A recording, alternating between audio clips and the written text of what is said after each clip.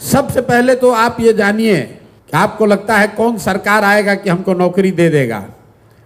तो सरकारी जो व्यवस्था है बिहार में, चपरासी से लेकर मुख्य सचिव तक, संविदा कर्मी इंक्लूडेड, सबकी संख्या जोड़िएगा तो बिहार में कुल जनसंख्या का 1.97-2% से कम लोग ही सरकारी नौकरी करते हैं।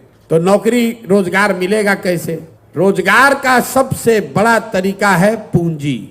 बिहार में पूंजी नहीं है। क्यों नहीं है? क्योंकि यहां प्रति व्यक्ति आय है 35,000 रुपया सालाना।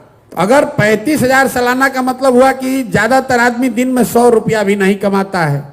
तो इस महंगाई के जमाना में अगर आप 100 रुपया भी नहीं कमाइएगा तो खाइएगा क्या, खिलाइएगा क्या, और पैसा पूंजी कहां से लाइएगा? तो लोगों के पास अपना पैसा है नहीं। और दूसरा, रिजर्व बैंक एक आंकड़ा जारी करता है जिसको कहते हैं CD ratio, credit deposit ratio. Bank में आपने कितना पैसा रखा और बैंक ने उसके बदले आपको कितना पैसा लोन दिया, कर्ज दिया, व्यक्तिगत तौर पर नहीं, राज्य के स्तर पर। सरकार की जो व्यवस्था है देश में, उसमें बैंकों की ये जिम्मेवारी है कि अगर 100 रुपया लोग बैंक में रखें तो कम से कम 70 रुपया लोन लोगों को मिलना चाहिए, ताकि आप घर बना सकें, मोटरसाइकिल चला सकें, दुकान खोल सकें, कोई रोजी रोजगार बिजनेस व्यापार कर सकें। बिहार में ये रेशियो है 40%। मतलब 100 रुपया बिहार के बैंकों में जो जमा होता है, बिहार के बैंक में सिर्फ 40 रुपया बैंक वाले आपको लोन देते हैं। 60 रुपया कहां जाता है? वो बैंक इस पैसे को उन राज्यों में भेज रहे हैं जहां पर लोग बिजनेस व्यापार कर रहे हैं। गुजरात में, तमिलनाडु में, तेलंगाना में, आंध्र प्रदेश में। वहां CD रेशियो कितना है? 90, 95, 100। मतलब अगर तेलंगाना में, तमिलनाडु में वहां के लोगों ने 100 रुपया जमा किया तो बैंकों ने 90 रुपया, 100 रुपया वहां के समाज को दिया कि भाई तुम गाड़ी खरीदो, व्यापार करो, बिजनेस करो।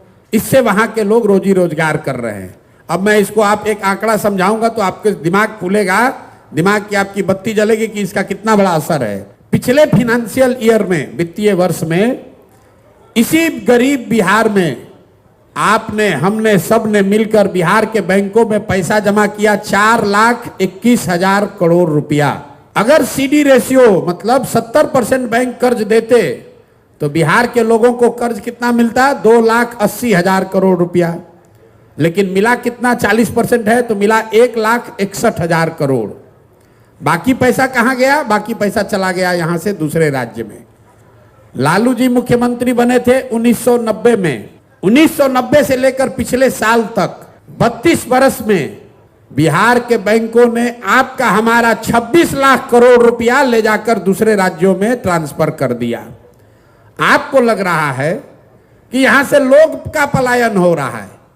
बिहार का जो पलायन का समस्या है, ये सिर्फ श्रम का, लोगों का पलायन नहीं है। लोगों का पलायन है, बुद्धि का पलायन है और पूंजी का पलायन है। जो नौजवान है जिसके पास पैसा, साधन, पढ़ाई नहीं है, वो मजदूरी करने के लिए बाहर जा रहा है। जो नौजवान पढ़ लिख गया वो पढ़ाई करके बाहर नौकरी करने के लिए पलायन कर रहा है। और जो पैसा हम लोग के पास है वो भी दूसरे जगह जा रहा है। तो अगर रोजगार यहां चाहिए तो सबसे पहले यहां लोगों को पूंजी उपलब्ध होना चाहिए। आपकी क्षमता के अनुसार 50,000, 1 लाख, 2 लाख, 3 लाख, 5 लाख रुपया लोन मिलने लगे सहज तरीके से तो बिहार के घर घर में रोजगार होने लगेगा। नहीं तो सरकारी नौकरी के चक्कर में हम लोग दौड़ते दौड़ते मर जाएंगे। तो जन सुराज का मंत्र बिहार में रोजगार लाने का मतलब ये नहीं है कि चीनी का फैक्ट्री खोल देंगे। चीनी का फैक्ट्री खोलिएगा तो कितना आदमी को रोजगार मिलेगा? फैक्ट्री लगना चाहिए। लेकिन यहां से बेरोजगारी पलायन अगर दूर करना है तो एक ही चीज चाहिए। 15 साल से कम उम्र के बच्चों को पढ़ाइए, 15 से 45 साल के युवाओं को पूंजी दीजिए और 45 साल से जो ऊपर है उसको पेंशन दीजिए ताकि उसको भीख न मांगना पड़े। तो सबसे पहले जरूरी है कि 15 साल से पहले के बच्चों को अच्छी से अच्छी शिक्षा दी जाए ताकि वो 15 बरस के बाद सरकार की व्यवस्था पर बोझ न बने।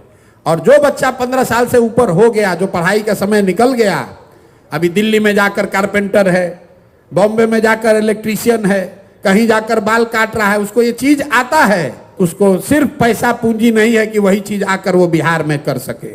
तो बिहार के बच्चों को वो धंधा सिखाना चाहते हैं। अभी क्या है, बिहार के बच्चों को राजनीति सिखाया जा रहा है और धंधा गुजरात के लोगों से कराया जा रहा है। हम चाहते हैं कि बिहार के बच्चे धंधा करना सीखें, अपने बल पर अपने पैर पर खड़ा हों, और उसके लिए सिर्फ और सिर्फ पूंजी की जरूरत है। तो जन सुराज की सोच एक लाइन में यह है कि 15 साल से कम उम्र के बच्चों के लिए विश्व स्तरीय शिक्षा की व्यवस्था हो, 15 से 45 साल के बीच के लोगों के लिए पूंजी की व्यवस्था हो, और 45 साल से ज्यादा उम्र के बुजुर्गों के लिए कम से कम 2000 रुपया महीना के पेंशन की व्यवस्था हो।